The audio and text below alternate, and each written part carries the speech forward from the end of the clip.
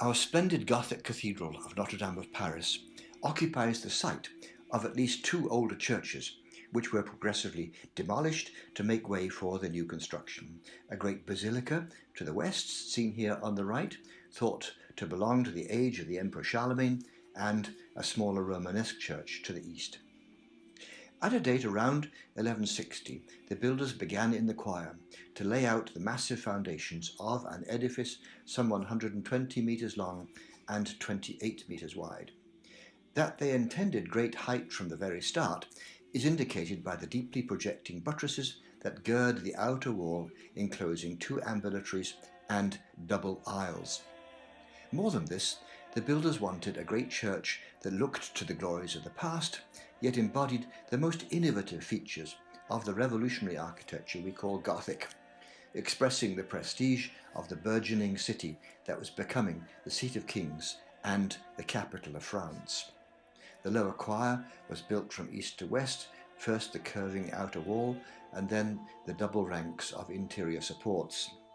The upper choir embodied a spacious gallery with a little round oculus opening into the gallery roof and a small clerestory window at the top.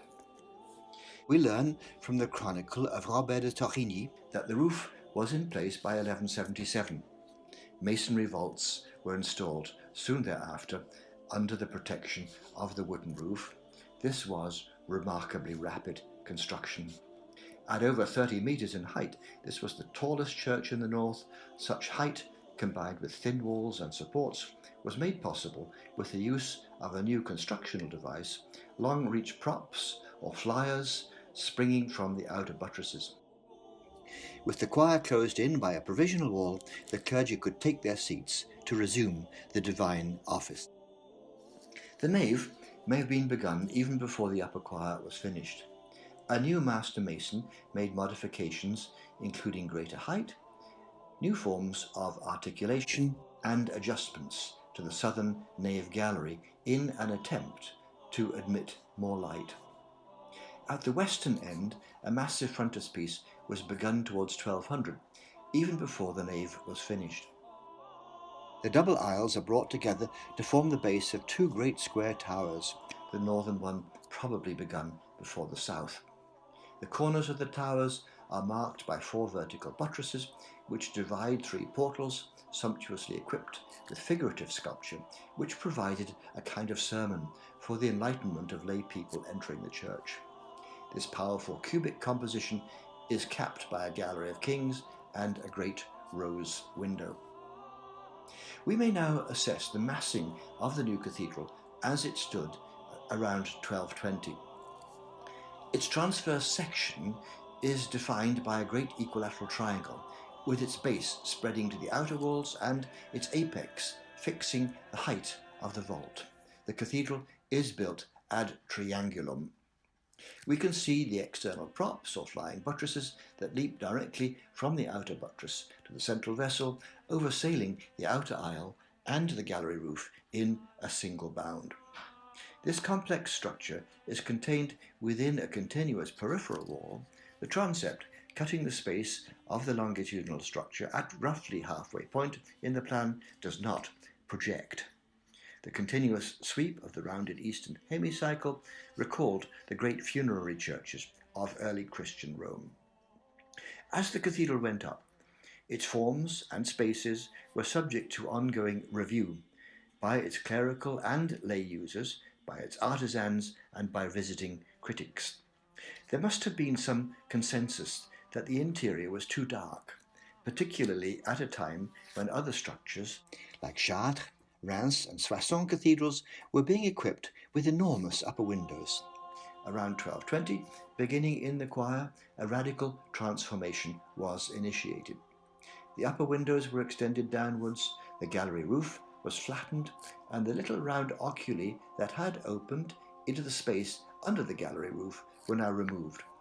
What had been a 4-story interior was now transformed to 3: arcade, gallery, and enlarged clerestory. Between the 1220s and the middle of the 13th century, work was begun on the addition of lateral chapels inserted between the buttresses of the nave, thus providing additional space for tombs, which allowed the privileged occupant to gain from intercessory masses, mitigating the pains of purgatory.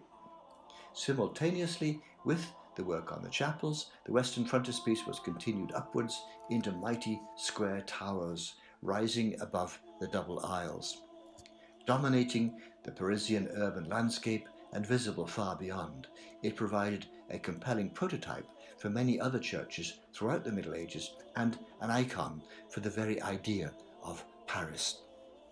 New delicate linear tracery forms appear and lavish foliate decoration. The same forms appear in the nave chapels, which are capped by sharp exterior gables, conveying to each chapel the look of a sacred shrine.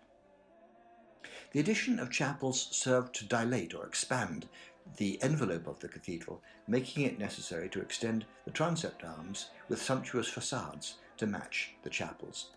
The northern façade, begun around 1240 by master mason Jean de Chelles, embodies a refined language of tracery forms, sharp mouldings, niches and gables, reaching a crescendo in the great rose window, whose radiating spokes have lent the name applied to this characteristically Parisian architecture, rayonnant. The great portal, carrying images of the redemptive power of the Virgin Mary, provided a ceremonial entrance on the side of the dwellings of the cathedral clergy or chapter. A smaller portal on the south flank of the choir was added as the chapels were continued around the choir in the decades around 1300. The choir gallery was also modernized with the addition of large windows, admitting a splendid blaze of light. This, all in the highly refined style of gables and pinnacles that has led beholders to compare the forms of the cathedral with those of a precious gold reliquary. The new south transept façade, with its magnificent portal dedicated to St. Stephen, faced the bishop's palace. Here we find the work of the most famous master mason of French Gothic, Pierre de Montreuil, dubbed the doctor or teacher of masons. In this façade, Pierre linked together the decorative forms into a linear grid with a strong vertical emphasis, topped by a great rose window. The wooden crossing spire of Notre-Dame, probably from the mid-13th century, was in very poor state of repair and was demolished in the 1780s. The advent of the French Revolution and the disestablishment of the clergy made it impossible to proceed to a replacement. With the copious funding available for the restoration of Notre-Dame in the middle decades of the 19th century, and with the creative vision of Eugène Emmanuel Viollet-le-Duc, it was at last possible to replace the lost steeple with a taller, more magnificent one, modelled upon the late Gothic golden steeple of Amiens Cathedral. April 15th, 2019. Words cannot describe our sense of horror as all of us across the world became aware of the impending disaster at Notre-Dame. On television screens and computers, we watched the fire consume the magnificent roof and steeple, and we gasped at the sickening buckle and fall. But the Gothic system of construction, with its protective masonry vaults, did its job, shielding the interior from extensive fire damage, despite the falling fiery debris that punctured great holes in the vaults of the north transept, crossing and nave. And now the great task of rebuilding falls to us. With the cathedral protected from the rain, vulnerable buttresses and vaults shored up, and the old fire-damaged scaffolding removed, work can continue to rebuilding damaged vaults and buttresses, as well as the crafting of the wooden forms of the roof and the new steeple, intended to match the glories of the one that perished 2 years ago. In our final flight, we experienced the complex honeycomb structure and the force of the central crossing space and transept as the space that reveals the essence of the cathedral's design. This sense of revelation culminates with our immersion into the glowing colours of the southern rose of the Incarnation.